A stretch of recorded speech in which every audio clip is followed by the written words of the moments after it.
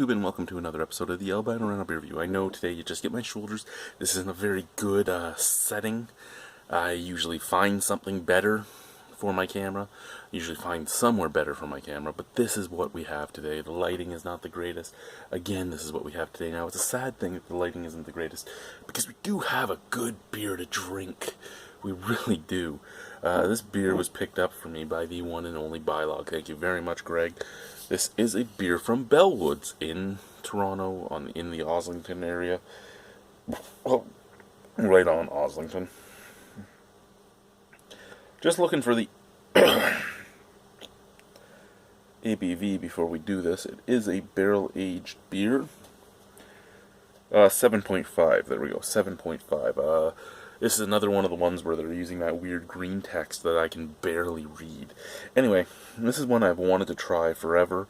I do believe this was the second drop of it. It doesn't say that on here or not. It does say it's bottle conditioned. So we'll do a little one of these while we talk. Anyway, I know it was released a year or two ago, and then it was they had bottles for sale just recently. I do believe it was a second brewing of it. Regardless, it's something I've always wanted to try. This is Warp and Weft, which is a sour ale, a Brett sour ale. It's a sour Brett ale, aged in tequila barrels. Now, that's a really interesting thing for me. We've talked about barrels before and how different barrels bring out different things, and I wish that more things than just whiskey barrels were used. Or if you're just going to use whiskey barrels, use different ones like rye barrels, different scotches from different areas of, like the different areas of Scotland. Irish whiskey barrels, bourbon barrels. Just all the different barrels, and then you have all the different rum barrels, you have all the different wine barrels, you have sherry, you have port, you have you have cognac, which I think works amazing with beer. And here's tequila. I don't drink much tequila, to be honest with you, and most of the tequila I drink, that I have drank, has been Platino, so platinum, so usually fairly young, unaged, not barrel aged. So I'm not 100% sure what a tequila barrel is going to add. That being said, I also have drank a lot of beers with agave in it, or agave nectar, and I don't particularly like, shall we say, tequila, which makes this a little worrisome for me. And I think it's because I don't particularly like the blue agave plant, because nothing I've ever had that's had agave nectar or anything in it has been something I've really enjoyed. All that being said, I'm always excited to try a new beer. So let's pour her into the glass and let's see what we have, shall we? Okay, so there you go. Your average, like, bronzy yellow, just almost like, other than it has some slight whitehead that did fade pretty quickly. Other than the haziness of it, it does kind of have that like sickly yellow look that like ice beer does. Whoa.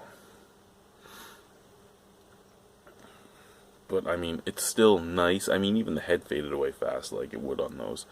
But hey, it still looks nice, mostly because it's unfiltered. I love unfiltered beer. You know that, I know that, whatever you like to look at, you can look at. I'm doing what I like to look at. Fuck you. Oh. Wow. Now, as it is a sour Brett ale, I don't think there was much to hide the scents that were going to come off of this. Tequila slaps you in the face. Tequila and wood. Out of the glass, I get a sour funkiness, so I am getting a partial sourness as well as the Brett funk, and like a sweet sour, a weird sweet sour, but then I'm also getting full-on tequila, and I'm talking like that, and that's probably where the sweet's coming from in the sour, just this kind of alcoholic, one second.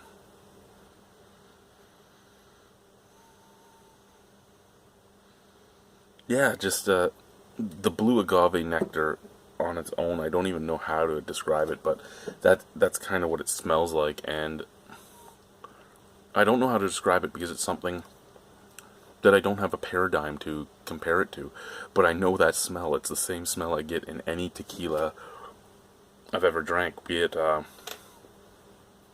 platinum or gold. Any tequila I've ever drank has had this strong, slightly sweet, slightly, for me, off-putting scent, and this has it, mixed with funkiness and a touch of sourness. But out of the bottle, you're getting all that, but you're also getting a nice vanilla.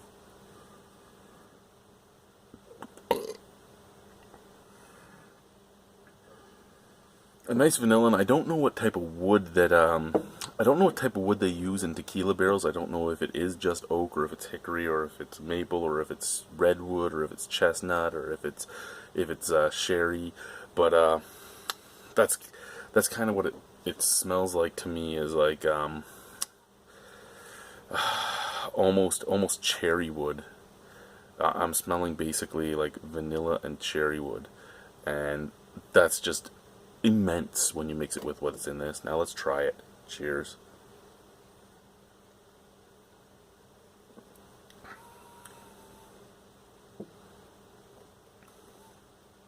Okay. So, for me, this is a really strange beer. It's a really strange beer.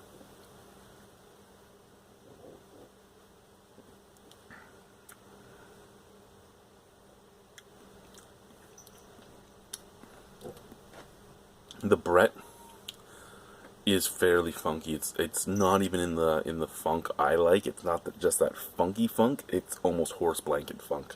Not a big fan of the barnyard funk that Brett can sometimes put out.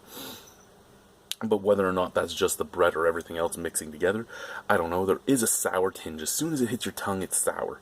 And that is actually something I really like. For me, the part of this beer I really like is that, and the fact that it's 7.5% alcohol, and I can't tell that it's 7.5% alcohol. But, other than that touch of sour, there is a touch of vanilla, and a touch of,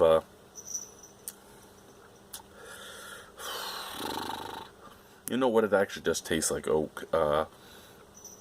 It smelled like cherry wood, but it just has that oak tannin, that just slight fig, slight bitter to it, which is what I get in a lot of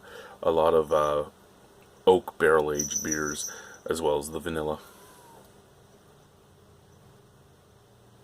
So sour vanilla, touch of oak tannin, touch of barnyard funk. And then this dirty tequila taste. The tequila jumps in this beer. You know what? I think the guys at Bellwoods picked a proper style to use tequila barrels with. I think they found something cool with a tequila barrel, because everything is here. The agave itself is I can taste. Just that almost dry heave creating taste that tequila gives me is there. I almost want to dry heave on each sip. It is a well-made beer. It is a well-made beer, and I don't want to give it a lower mark, but it's going to get a lower mark only because of my disdain for tequila. So I'm going to preface everything with this. I can drink this.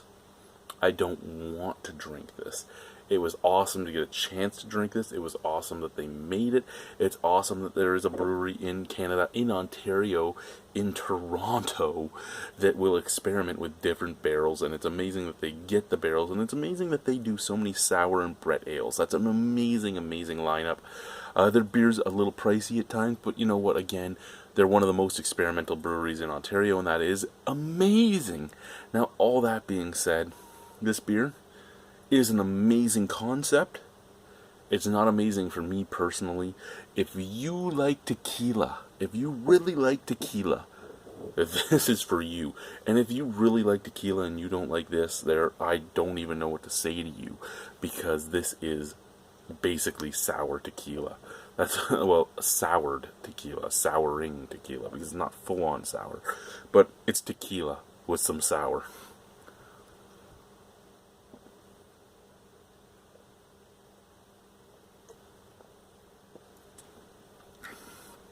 Yeah. It's that.